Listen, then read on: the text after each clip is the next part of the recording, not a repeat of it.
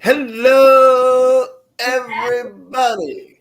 Welcome to another episode of the Turning Heel Podcast. I'm your host, Eric, joined as always by my co-host, Mike. Mike, how are you tonight?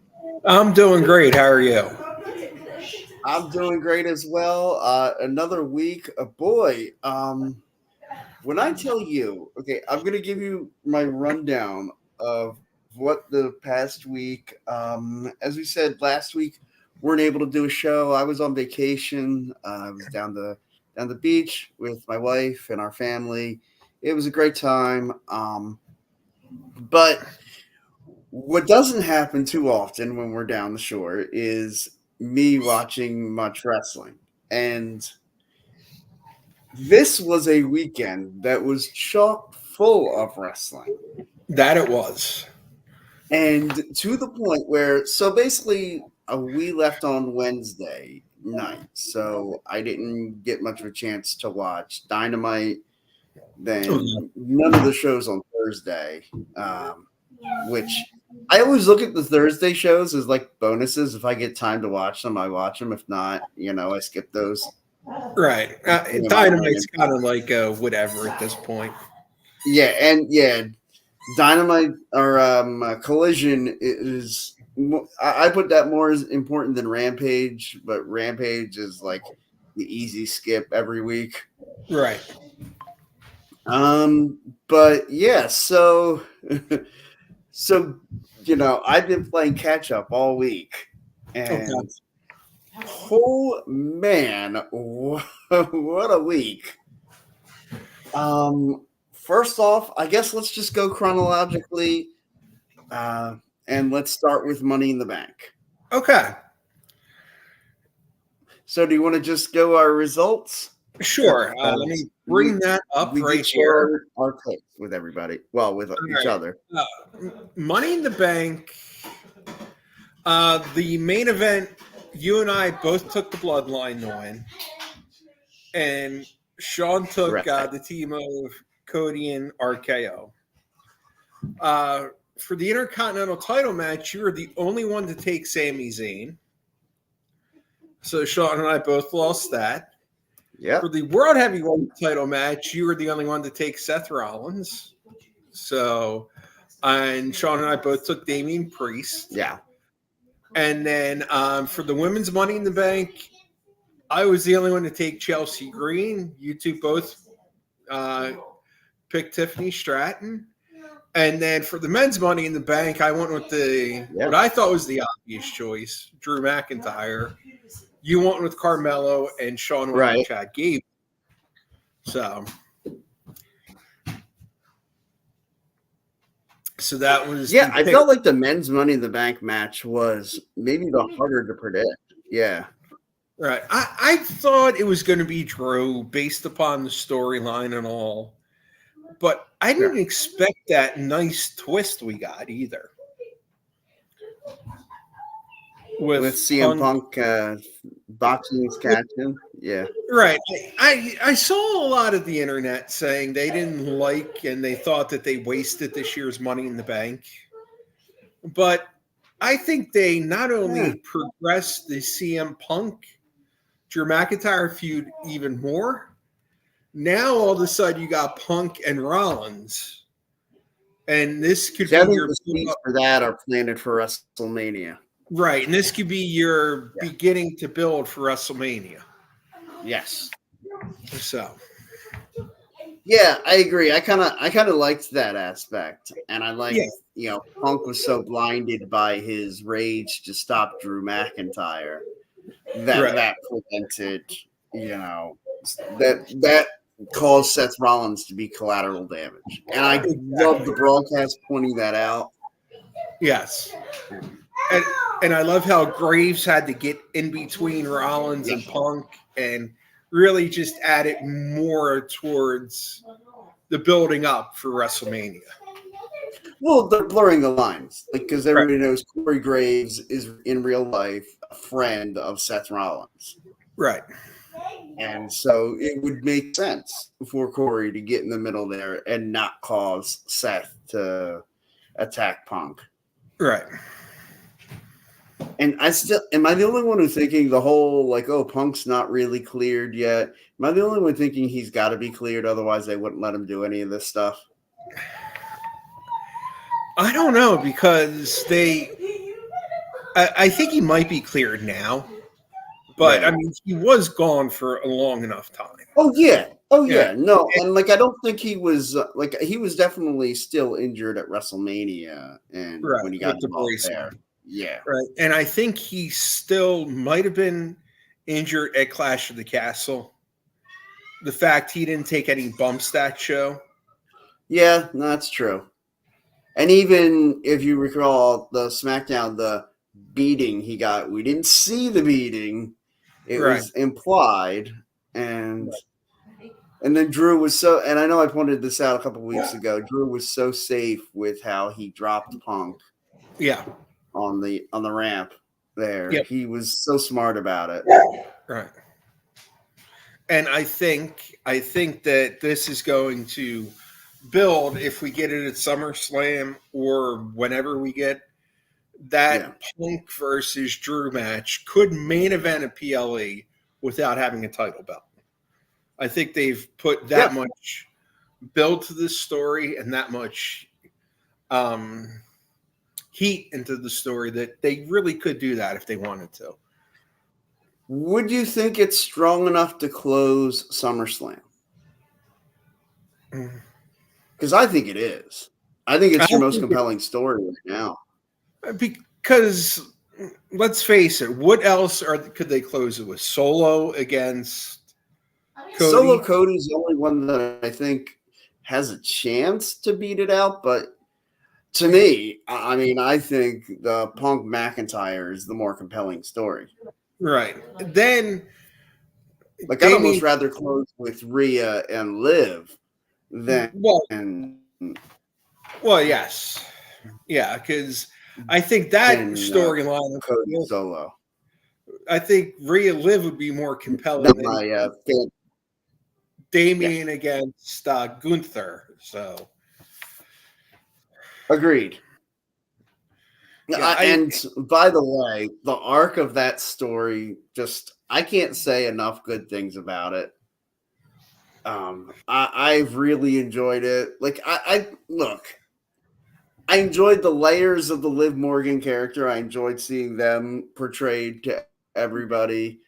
The way that she made so clear advances to Dominic Mysterio, which, by the way, dude, you know, you're in storyline, obviously, with Rhea Ripley, and you've got Liv Morgan, you know, tugging at you.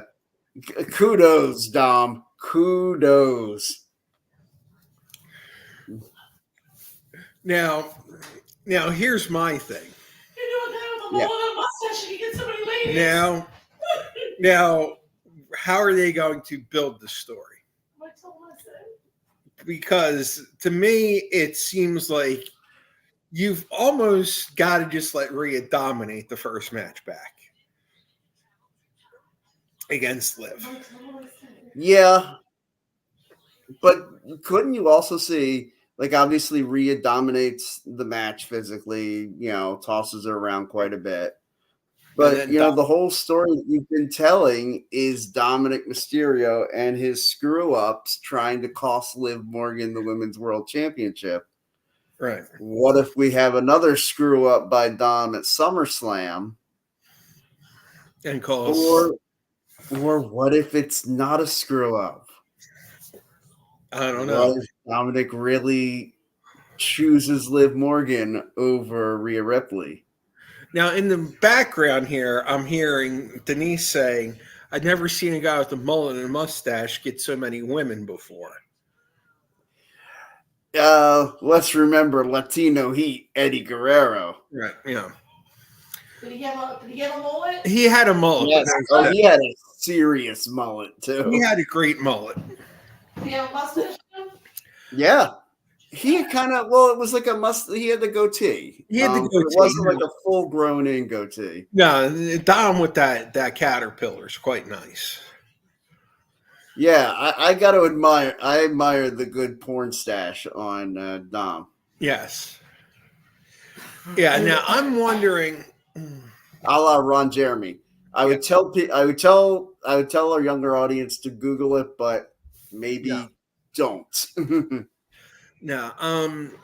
Yeah. I'm wondering what they're going to do with that storyline going into SummerSlam, because I gotta believe this is Dom trying to play innocent and right, trying to plead for win money forgiveness. back. Yeah. Yeah. Because I really the last 2 minutes of Raw finally breathed life into the Raw women's division, Yeah. because we needed something on that show. Mhm. Because Liv Morgan Selena Vega is not a world title feud. I hate to say it. No. I know how much you enjoy the Liv Morgan story and the Sure. complexity of her layers that they built, but her and Selena just don't do it. It doesn't scream Big Five PLE Women's World Title match. Correct. And I think that's where I think the PLEs need to find a happy medium. Yeah. Because it's 3 hours of broadcast, but it's only 90 minutes of action. They're putting way too many commercials in. They're putting way too many video packages in. Yeah. To Money in the Bank. It's like they could have easily had the DIY A-Town Down Under match instead of on SmackDown. Mhm.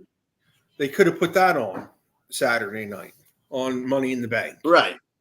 And I think that would have added a little bit extra to DIY finally winning the WWE tag titles.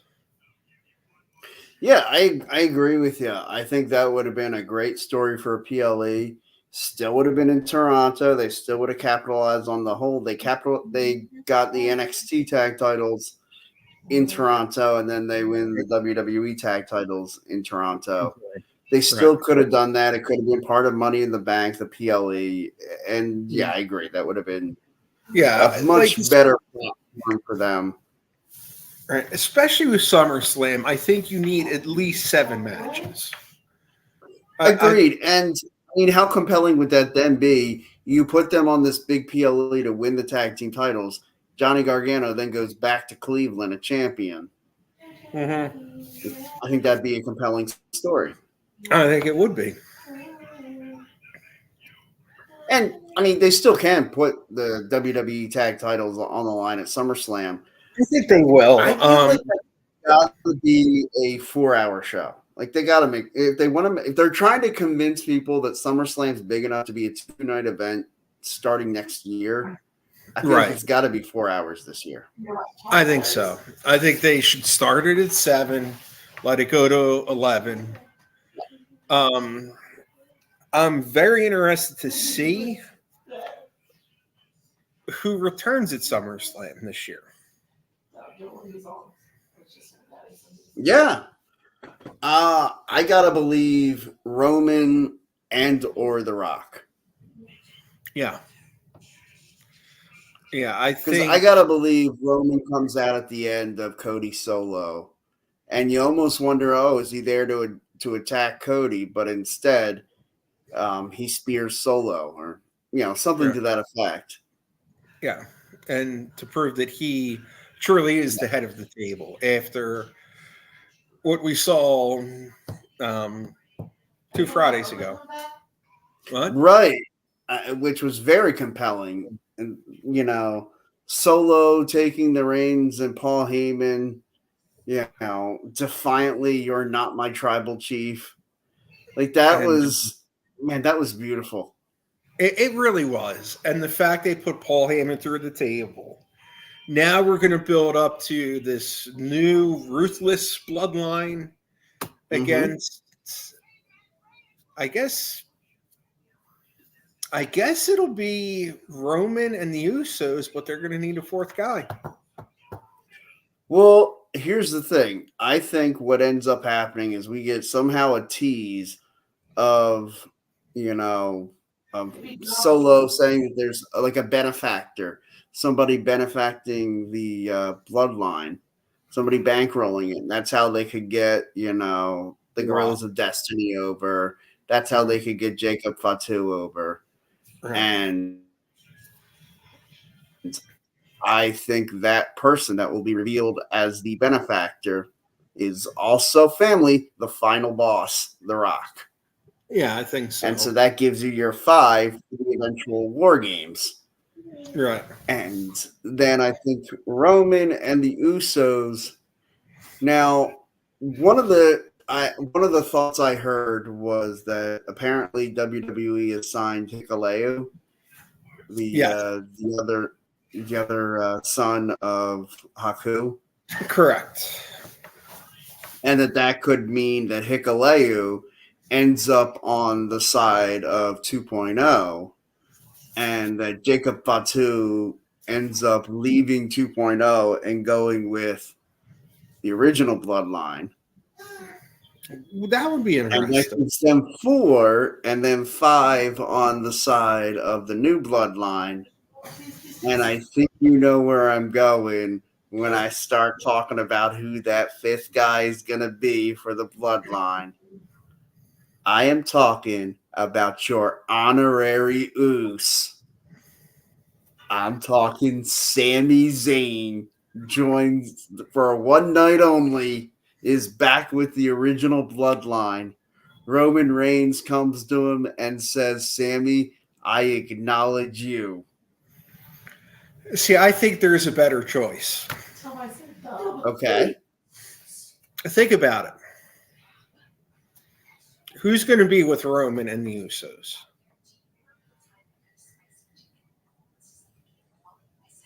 Okay. Well, I said Sammy, but No. In the corner of Roman and the Usos. Paul who's Heyman. Paul Heyman. When you think of Paul Heyman, can't wrestle him. who do you think of? The best in the world. CM Punk? The or the Beast.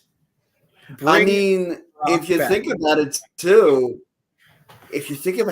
Roman Reigns and the battles he's had with Brock Lesnar, that would work. They work. always say some of the best friends make some great enemies. That it would. And that way you know, would really, like all of a sudden it's like they have this respect. Yeah. Or you could have Punk because Solo went after Punk. So you can either flip it with. I like your Brock Lesnar idea. That's compelling. Or according to Denise in the background, Dom. I think Dom's the answer to everything right now. I mean, look, Dom's pretty much my hero, so. I know, yes. Yes, she's cracking up. Say Dom. Why not? Yeah. In storyline, he's gotten with Rhea Ripley and Liv Morgan. Good for you, buddy. Oh, one thing I had to ask you because we haven't been on for a couple weeks with Liv and her shenanigans getting the Judgment Day, the tag team titles. Yeah, I dug it. I thought that was a good touch. Overall, what did you think of Awesome Truth and their tag title reign? Not good. Hey. Not good. I mean, I love the Awesome Truth. I love them as a team. Mm-hmm. But as tag team champions, it just wasn't there. I think we've said it multiple times. R-Truth and The Miz are both Hall of Famers with their career and their longevity. Sure. But R-Truth might be the greatest comedy act WWE's ever had. I agree. I think he is, yeah. And I think it was a feel-good moment. I was there when they won it at WrestleMania. The fans popped. It was nuts. People loved it. But then it kind of lost its luster. It was almost like when Zack Ryder won the Intercontinental title that one year. How 32, everyone popped in the ladder match. It was great.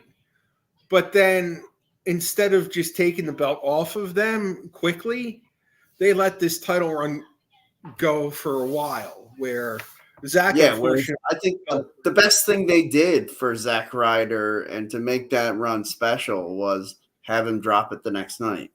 yeah, I love Zack Ryder. Woo, woo, woo. yeah, no, and I think We say Zack Ryder and we still get that woo woo woo. You know feeling, it. yeah, Zach is just one of those. He was one of those guys that everyone got behind. Nikki, have a drink. And would you? Well, now I know he's not really part of TNA anymore, but man, it'd be great if he were still part of it, could come back and do the Zack Ryder gimmick on NXT or something. That would be funny. But boy, am I enjoying the TNA crossover.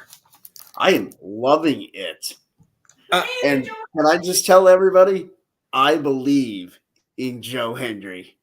Yes. Oh my God! Tell me about Sean just said Sean that. just said that on the couch. I mean, because when we were watching Heat Wave, and at the very end, you see Joe Hendry pop up with the studio Yes. pick. He goes, "Is he coming?" And then, lo and behold, he comes last night to help Trick. I absolutely love it. He's got the catchiest song. This guy, he can go, man. He's a worker, He but is. he's just got such charisma. My thing is, will TNA at Slammiversary pull the trigger and put their world title on him? I think they should. If they don't, it's gonna be because they know he's going to WWE. But I mean, with this working relationship, anything's possible. I mean, the WWE look, is going to loot TNA next year. We know this. yeah,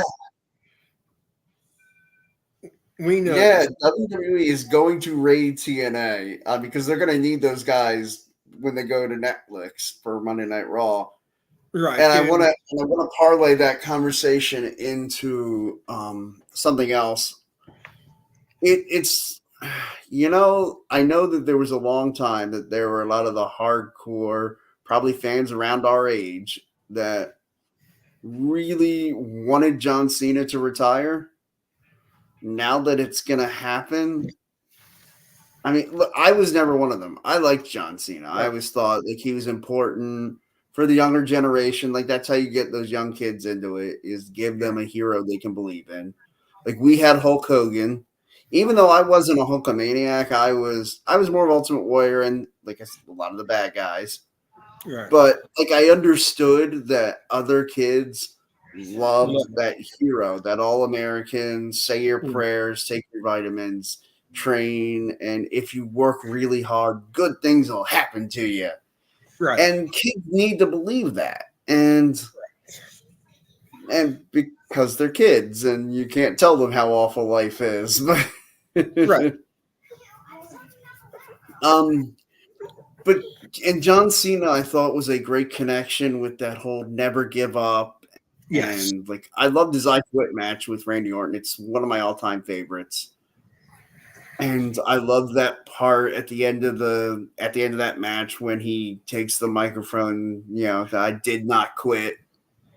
Yeah. And like so I really think John Cena is maybe the greatest ever. He's up there, I think. Yeah. When you look at complete for totality of his work, yeah. Right. And when you look at a complete package of just, and also one thing that Cena had was the longevity of being how long he was on top for. Because you look at it, Hogan was 84 to 92. Yeah, that's 8 years. Right. Cena was a lot longer. And even there, Hogan took off to do the movies, and they took the belt off him a couple times. Would you say John Cena was what, 05? 05 is when he won the championship at WrestleMania. Right. WrestleMania 21 is when he first won a world championship. And so then his last WrestleMania main event was 29. Right. And of course, he did win a couple world championships after that. Yeah. So yeah, I would say his run on top was a good 10, 12 years At least. Yeah. And just all the charity work he's done. Hogan did a lot. Sure. Cena did a lot. And just the overall. I know some people wanted Cena to turn heel, but Hogan was different, I think, because Hogan was a different company. Yeah, And you could do that in a different company. And the thing is, they had in WCW, they had the baby faces that could go against a heel Hogan. Right. They had Sting. They had Randy Savage. They had Roddy Piper. They had guys who they could position, Ric Flair, who they could position to face Hogan as baby faces, with Hogan being the heel. And John Cena's rebuttal, whenever anybody said to him, "Hey, you should turn heel," he'd always say, "Okay, I'll do it, but we've got to have a baby face that I can go against." Right. And they didn't really have anybody that they could put him against in that baby face role. No. And that's where it was smart to leave him as a baby face. And to the fans that wanted him to be a heel, to them, he was already a heel. They were already booing him. You didn't need another reason to boo him. No, you didn't. You loved him. Great. Cheer him. Have fun. You cannot see John Cena's big. It doesn't work. No. And I loved that John Cena always knew that the big thing wasn't whether or not they were booing him or cheering him. It was that they were reacting. Exactly. And he didn't try to fake it. He didn't try to pretend like the fans were cheering him when they weren't. Right. He embraced the heat when he was getting heat, but still played his role. And kudos to John Cena for recognizing that. Yeah. Yeah. Cena realized that a lot of people were getting tired of him. Sure. He embraced that reaction, but he also knew he had to stay true to his character. Mm-hmm. Because again, the kids. Yeah. Wrestling is a family-oriented. Oh, now, granted, we had the Attitude Era, which Sure. they got away from that, and they did that to hit that 19 to 34 male demographic. That was their big audience at that time. They knew that was the audience they had to hit, and so they got it, and they did what they had to.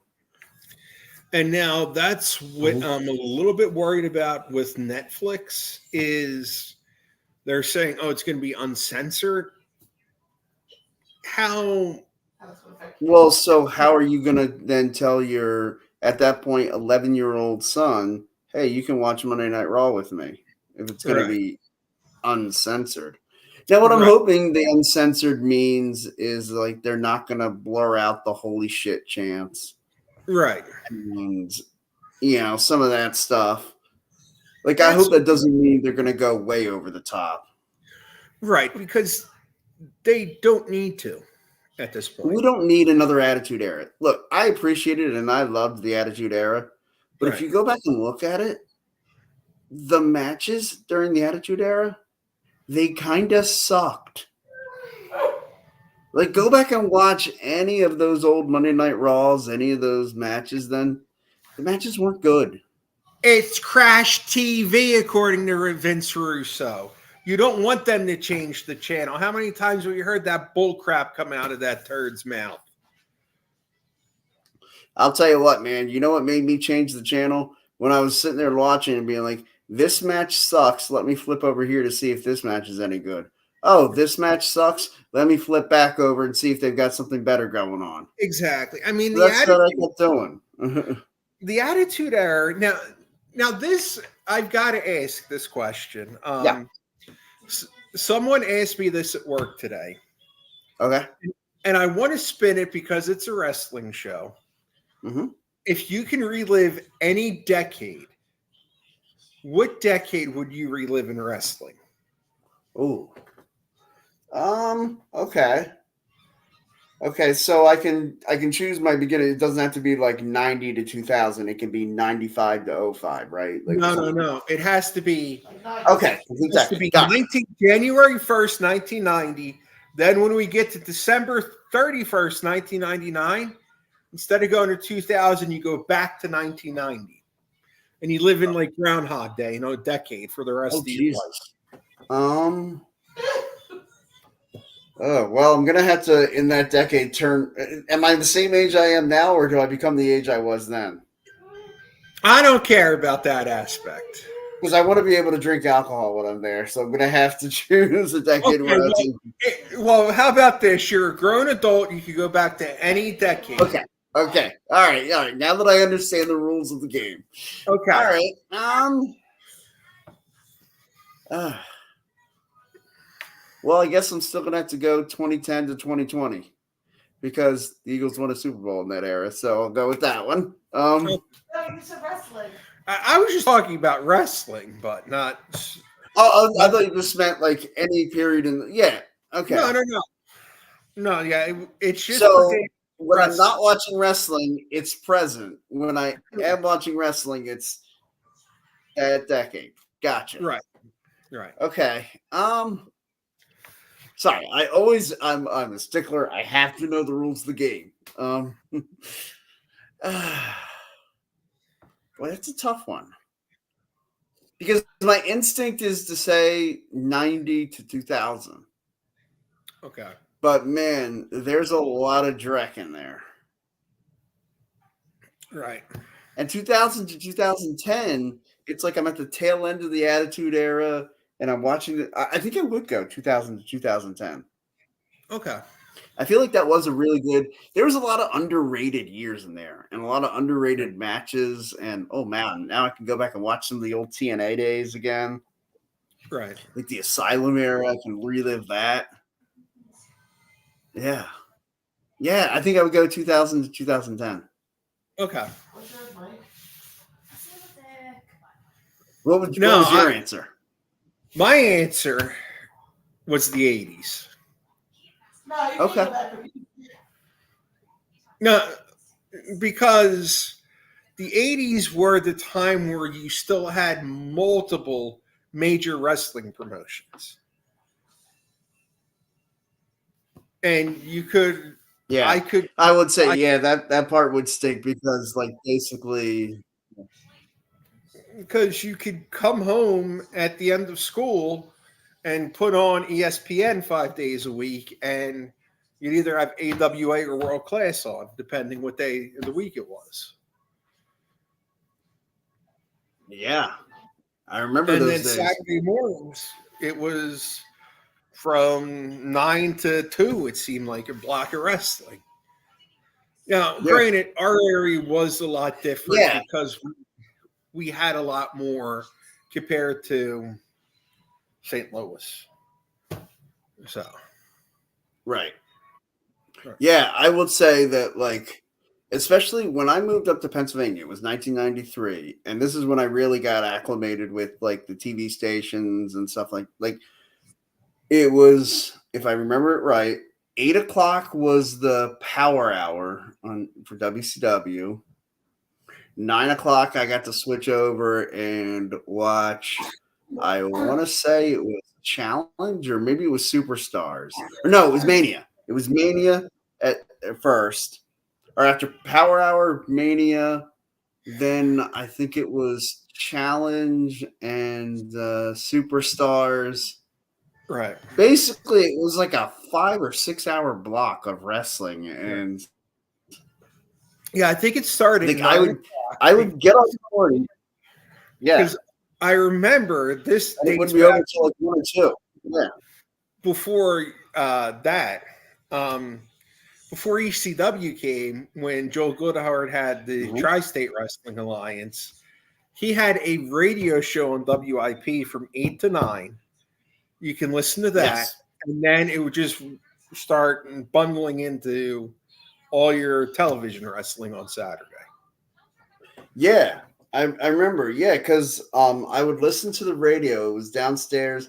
My parents had a setup. They had the TV, and next to it they had a radio. I'd hit the radio, I'd listen to the hour at 8 o'clock, and then I'm trying to think now. I think it might have actually been where it started on TV at 9. Yeah, And it was. so 8 to 9 was because I would eat my breakfast listening to the radio, listening to the WIP wrestling hour, and then I would flip on Power Hour, Mania, Superstars, Challenge, and I want to say there was another WCW show in there somewhere too. There was. I don't remember what it was called. Pro. Yeah, WCW Pro. Yeah, WCW Pro lasted a while. Worldwide lasted for a while for him. Mm-hmm. Yeah, then they had a couple on Sunday too. They had the main event. The main event, and of course, All American Wrestling in Sunday afternoon. All American, yep. Mm-hmm. Yeah. Which during the fall I didn't get to watch as much of because I'd be down at the Eagles games. But right, yeah. If the Eagles were on the road, I watched All American Wrestling, and then it was right into the NFL Sunday. Exactly. Ah, what a time to be alive! Yes, and see, I can remember when you'd have the other federations sprinkled in here and there too, which always created something nice. I remember as a kid, I was never allowed to watch it because it came on so late. UWF was even on television. The Bill Watts UWF. Yes. Was on around 11 or 12 either. Yeah. Yeah, because let's face it, especially in the late 80s, that was probably not good for kids to watch. No. And it's funny because my mom got me a TV and cable for my bedroom, so I wouldn't hog the TV out in the living room for my bedroom when I was like maybe 10. Okay. And so it would be about that 88, 89, 90 range. And I remember, oh man, that's when I found UWF. And I was like, holy shit, I'm never leaving the house. Yes. And I remember getting a bunch of my friends together, and we were building our own wrestling ring, and we were gonna have our own junior championship wrestling is what we were gonna be called. Nice. Yeah.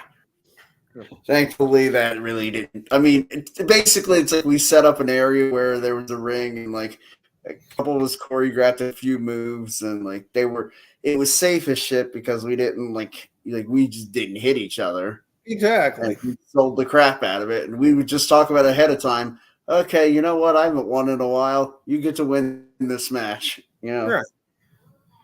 Yeah. And we choreographed it, and to us, we were booking WrestleMania. But of course. Yeah. Of course. I mean, I remember having brawls with the old wrestling buddies. And they would always be the first ones out of the Battle Royal, and then it would be the friends going out of the Battle Royal. Yep. So, take your pills, Mike. Mm-hmm. No, that was Sean calling me on my phone and smiling like a jackrabbit.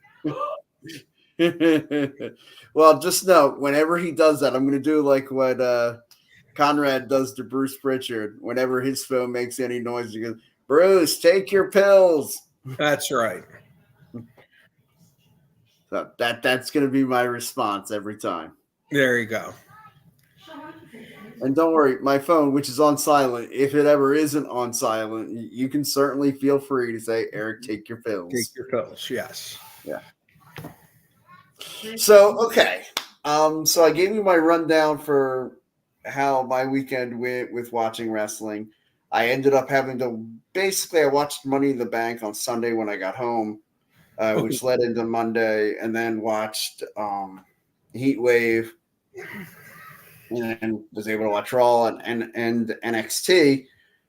What that didn't leave a lot of time for was the AEW shows. I did watch the end of Dynamite and saw the weak heel turn of MJF, which I don't understand. He's the hottest babyface you have in your company, everybody loves him, and so I know let's turn him heel with no big baby face to go against. Like we did this so he could feud with I guess with Will Ospreay. I guess that's going to be their match at Wembley. But Yeah, okay, I'm speechless at this moment. I mean, I kind of, You speechless? I've given up in a lot of ways on AEW. yeah. Like I'll come over, we'll hang out, we'll watch Double or Not or All In London, which I know is on Denise's birthday, so I'll bring over cake for you, Denise. There you go. Tell me I'm 41, not a big deal. She said she's 41, not that big of a deal. Okay. But it's one of those things where it's a train wreck.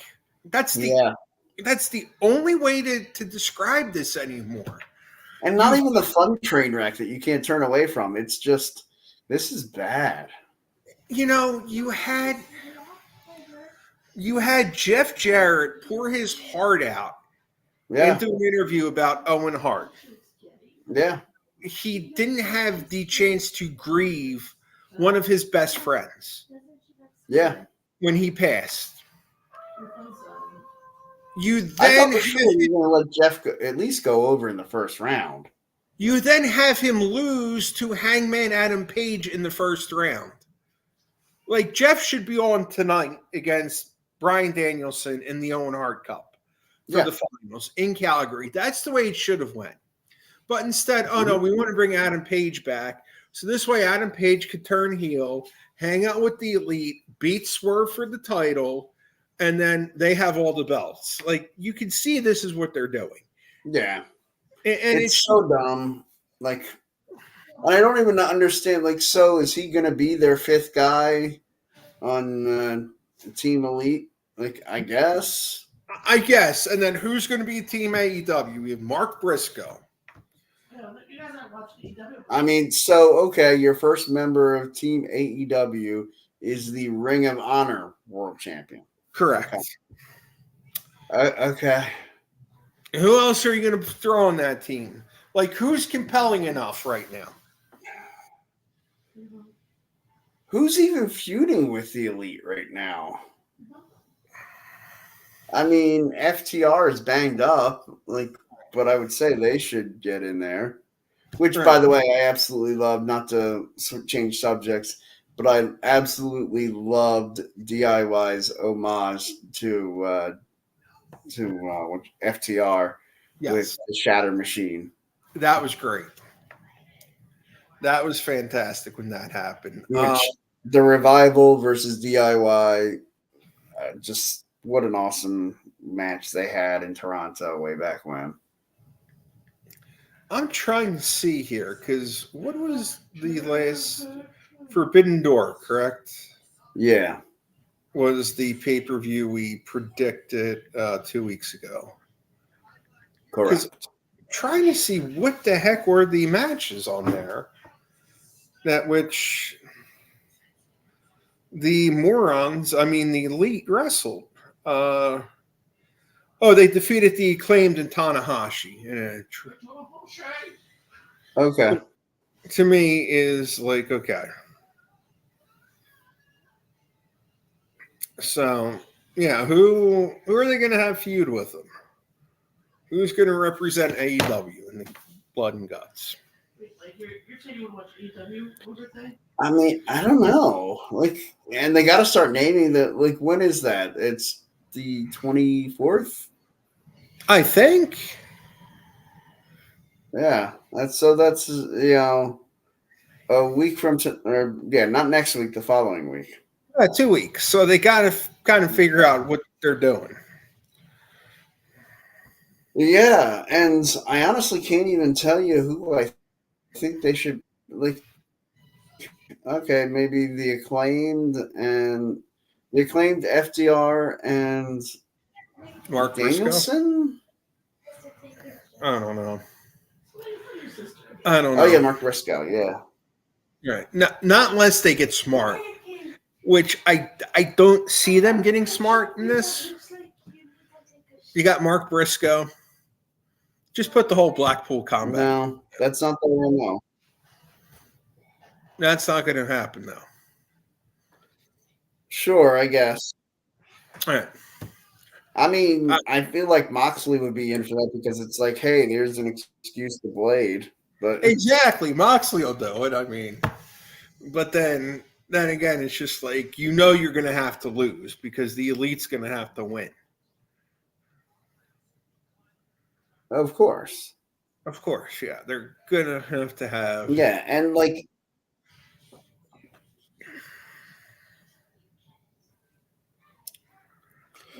and I would have been okay with it. Like, I was okay with the Pinnacle beating what you want to call it, the Inner Circle. Right, yeah. And I was okay with the Elite beating the Blackpool Combat Club last year. Right. But this year, like, I don't know. It's dumb. Don't like it. Don't like it. Don't like it. It's bad. Yeah. I mean, maybe you could have the Acclaimed Daddy Ass and Mark Briscoe and Danielson. Yeah, I don't know. But you want to parade 60-year-old Billy Gunn into blood and guts? At this point, I literally feel like they're just throwing ideas at the wall and just saying, let's see if something sticks. I mean, he's built like a shit brick house, but like, I don't really feel like, that he would hold up very well. He's going to get winded and blow up during that. Right. And sure, you're going to have him spend half the match on his ass selling, but. Right. It's like, what are they doing at this moment? What are you doing? Yeah, I mean, like, I'd have to ask. It's like, what is it you'd say your goal is, Right. And then you get these people. Well, look what they did with Swerve and Tony Storm. Now, all right. That's proof that a blind squirrel finds a nut every now and then. Right. Pretty much. I mean, other than that, they haven't done diddly with people. Yeah, I'll give them credit. They've done good with Swerve. And how long did it take for them to make something out of Swerve? A long time. And Tony Storm, I would argue that Tony Storm just basically said, hey, I've got this cool idea for a new character that I can do with myself. Right. And became this awesome character. Right. And she's going to face Mariah May at All In, right? She's got to. One savior for AEW, though. Mm-hmm. At least the doctor's back. Yes. She'll put some eyeballs on the product. Yes, she will. At least Dr. Britt Baker is finally back, and that's going to boost the women's division. Agreed. Yeah. And now, of course, I'm going to feel like an idiot. I'm trying to remember who it was that basically she called out. Mercedes Moné. Yes. And thank God she did, because I can't stand Mercedes Moné. I can't stand the CEO character. Right. And I'm glad they're turning it into a heel character, because that's really what it should have been right off the bat. That's what she should have been. She's a better heel. Yeah, she's always been a better heel. She always has been. I mean, there's no excuse for Mercedes, Sasha to not be a heel. Yeah. And her whole catchphrase, like, I hate that she takes a catchphrase and drives it into the freaking dirt. Right. Like, I mean, talk about beating a dead horse. Man, she whips on that thing. Oh, God, the CEO. How many times does she say she's the CEO in an interview? Seriously, I'm telling you, I'd say it's a great drinking game, but I don't want to kill college kids. No. I feel like that's a bad idea. I think it is, though. Especially since in about a month or so, I'm going to be an uncle to 2 college kids. I'm an uncle to let's see here, a lot of college grads at this point. I feel like. Oh wow! Oh yeah, that's right. Yeah, you've got a couple older siblings. Yeah, Yeah. yeah. My niece and nephew are each starting at West. Well, my niece will be a junior at Westchester. My nephew will be a freshman this Freshman. fall. Nice. Very nice. Yeah. Yes. Yep. And I'm telling you, that kid is. I'm hoping he takes college more seriously than I did because I feel like the partying aspect, he's gonna give me a run for my money. Oh boy. Yeah. Mm-hmm. Because I don't know if you noticed this about me. I like to party. I like to get cut loose, have a good time. Yes. Have a few cocktails. I do. I do. There was a reason why when you were making up the stipulations on the when we could go back to, and for the decade of wrestling, I had to make sure I would still be at least 21 for most of the decade. Right. Yes. Because otherwise I would not have chosen like 90 to 2000. It would have to been, and I think I still did 2000 to 2010 because I Exactly. had to make sure I'd at least be 21 most of the time. Yes. But anyway, so yeah, like I said, I watched Money in the Bank and then really, really, really dug Heat Wave. Thought that was a good show. As did I. Best match though of the weekend, I'll say, was the women's Money in the Bank. Yeah, I would And have I to. wasn't expecting it to be. No, I really wasn't either. But those 6 women tore it down. Mm-hmm. Another match I was very pleasantly surprised with was Kalani Jordan Sol Ruka. Yes. I thought that match was great. I loved the finish of the Ethan Page, Trick Williams Fatal 4-Way match. Yeah, I agree. Really enjoyed that one. It kind of reminded me of, if you remember, I think it was John Cena, Shawn Michaels, Randy Orton, and I want to say Edge, the Fatal 4-Way they had at Backlash in 07. Yes. When Shawn Michaels hits Cena with Sweet Chin Music and he falls into the pin. Yes. That I was thought great. that was fantastic. And to me, when Trick hit him with the trick knee, I right away when I'm like, oh my god, it's going to be just like Yep. that Fatal 4-Way with Shawn Michaels Cena in it, Right. And then Sean Spears pulls him out of the ring and Yes. Ethan just gets the cover. Yeah. I mean, fantastic. Very well done. Very well done. And a good way to get the title off Trick without weakening him. Exactly. And it gives you, because I feel, again, the tried and true, I think the babyface chaser heel champion is always a great dynamic. Agreed. And I think we get that now again. Mm-hmm. Now, do you think what I gotta feel like they're building towards is Trick versus Ethan Page one more time, and it's just a matter of when you think that match happens. I would have to believe it's at their next NXT PLE. Right. Which I think will be September 1st, they said. Okay. Do you know what they're calling it? Hold on, let me look here. Okay. Because I think I saw something that they're gonna, let's see here.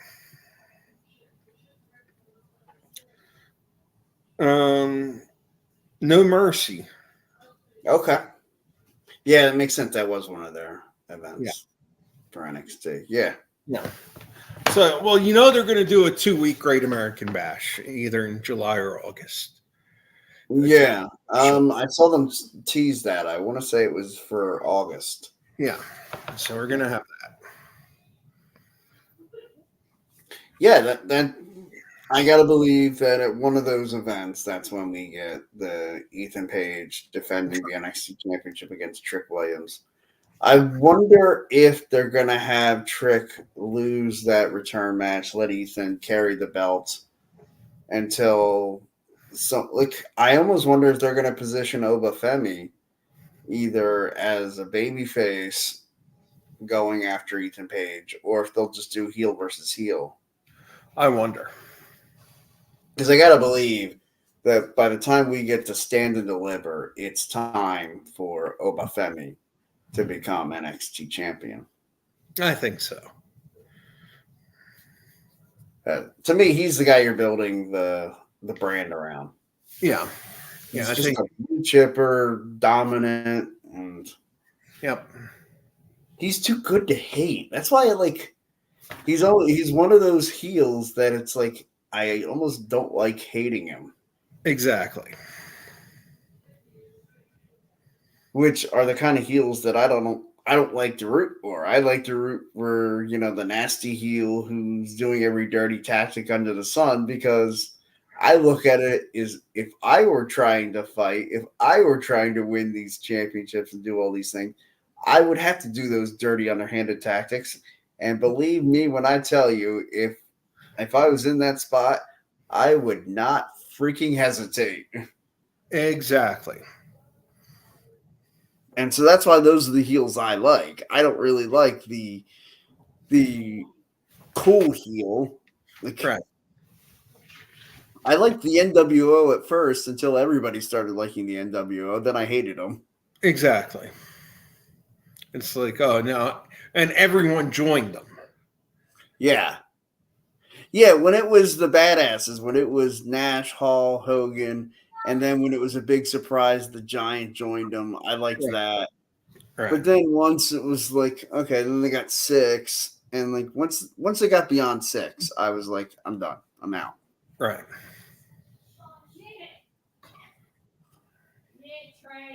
But so okay. I want to talk one last thing before we get out of here. I want to talk about the John Cena retirement tour that was announced at Money in the Bank. What a surprise that was. I was not expecting to hear that at Money in the Bank. I kind of figured it's that time for him. Yeah, but I mean, I didn't even know we were going to see John Cena at Money in the Bank. They did say something online. One of those, someone said they spotted him on Twitter or something. Oh, okay. So I figured somebody would have had those spotted him. I just hadn't read those reports. Again, down at the beach, I was pretty unplugged for most of the weekend. Right. Now, I think it will be good. Yeah. And I think that he's giving everyone the time, and he's going to do 30 to 40 dates. So it's going to be, I wonder if it's going to stretch beyond WrestleMania. Right. I wonder if it's supposed to end at WrestleMania or if it's ending maybe at next year's Money in the Bank or next year's SummerSlam. Right. That's what I'm thinking.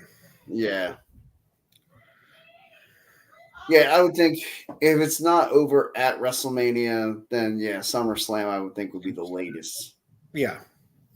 So at least we're gonna have that nice bow on the package to wrap. What I would love to see is John Cena start the Royal Rumble.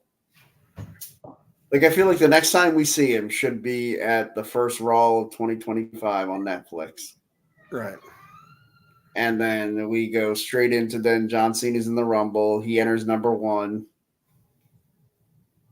and goes a good distance. I don't want him winning it because I feel like that should be for somebody else. Exactly. Now, who that is, I don't really know right now who I want to win it. Because it's all going to depend on whether or not we're going to have Seth Rollins, CM Punk to headline one of the nights. Exactly. I'm assuming Rock and Roman Like we didn't get it last year. We're going to probably get it this year. Probably. Now, question for you. I know you mentioned to me about your brother living in Indianapolis with Yes. the mega news that WWE, starting with Royal Rumble in 2025, they're going to be having Royal Rumble there. They're going to do a SummerSlam there, and they're going to do a WrestleMania there. And I don't know what the time frame is. Obviously, next year's WrestleMania is in Vegas. Right. And I don't know if that means – to me, I thought what it sounded like was Royal Rumble 2025, SummerSlam 2025, WrestleMania 42. That's how I interpreted it. I don't know if I'm right, but I don't know.